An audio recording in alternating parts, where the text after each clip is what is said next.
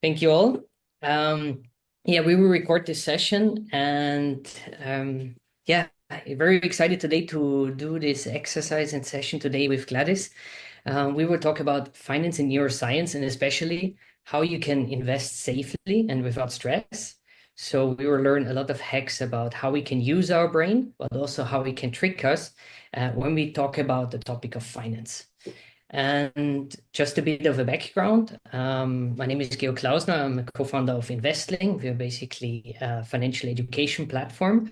And Gladys is an expert in neuroscience here in Spain, in Barcelona. And this is maybe a very different session that you will hear about finance because there are no calculators, actually more cats in this session that you will see no graphics, or we don't need anything to do mathematical. This is really hands-on, and it's more about the psychology of money. It's really about for us to get an ownership and a sense about finance and why we are in charge of that. You yourself for your own finance. And very important, everything you hear here is about financial education. This is not financial advice. We are not financial advisors. We're also not promoting any products. This is really hands-on experience from our own lives, and as well backed, of course, by certain financial key concepts that exist. And yeah, we bring them to you in a very direct approach. So thank you all for joining today. And I want to open immediately the community. Maybe you can type in the chat as well where you're from which country you're currently logging in. It's quite interesting to see because it's such a global topic about how we can manage our finance. And so we see already there's people from around the globe logging in. So maybe you can just give a little thumbs up as well, paste in the chat where you're from. So that would be nice as well, because afterwards we open up for a little discussion and that will help us.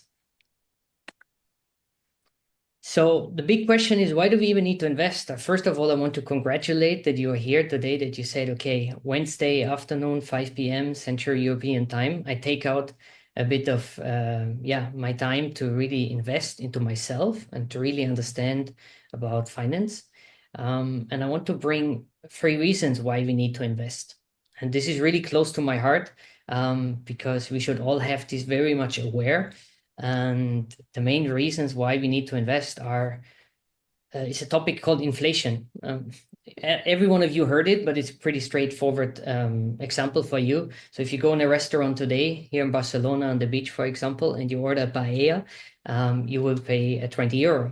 But when you come back in a year, it will actually cost you more. So this is a key concept that's generally not bad. Prices are rising, companies are making more money. But unfortunately, this is happening sometimes too fast, and our salaries are not keeping up with the price rises.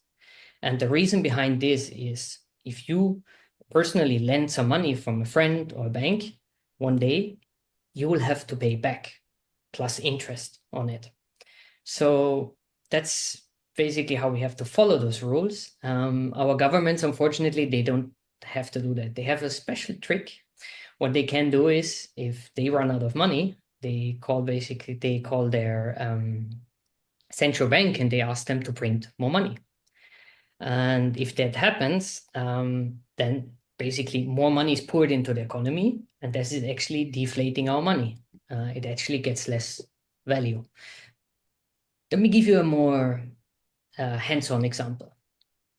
Let's say you have a vegetable store and you are selling tomatoes. And let's say in the morning you sell 1 tomato, which costs 1 euro.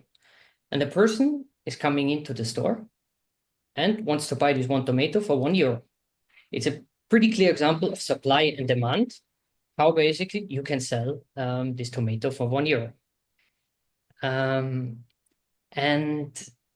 if in that day that the government is printing more money, and the same day you have 1 tomato, which costs 1 euro, you have basically 5 people coming in and wanting to buy the same tomato.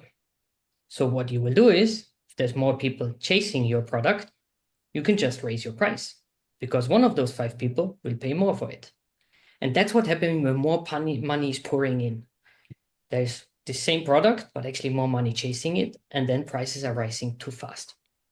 So when you work every week, you put your 40 hours in, you bring home your money, you get your pay slip end of the month. At the end of the year or at the end of the month, there's always an inflation. It's in general in average about 3%, but in years like COVID, you have sometimes up to 10% or 7%. So every day your money is in a bank account, not doing anything, it's burning away. So that's very important for you to keep in mind. If you don't make your money work for you, it's losing value. That said, this is not the only challenge we are facing. What we also have is we have a demographical change. So if you count that you have your money in your bank account, and when you retire one day, this will be enough for you to sustain your lifestyle and to have healthcare, then this plan, you really have to think it through. Because right now, our demographic system is like this. You pay taxes every week, every year, and this is basically used for our elderly. So let's say our parents, our grandparents, and when they need support, our system pays for it. That's for us who work nowadays, basically financing them. So now we have more old people, but also less young ones coming afterwards because we have less children in more developed countries, even more than in emerging countries. Then there's a disbalance. We are not sure how much money will be there once we retire. We can see this already in Germany or in Austria. You maybe retire with 5,000 euro salary, but the day you have your retirement, maybe you just earn 2,500, which is half of it. So from one day to another, you just earn half because the government cannot pay this 100% what you earned before. And then we also don't know how long we will live. We will live actually usually longer. So you cannot count that with 60 you will retire with 65. Governments will gradually increase this. Maybe you have to work until you're up 80. So think about it, make a plan. It's really important to think, how long do I want to work? How do I want to work? How do I want to age?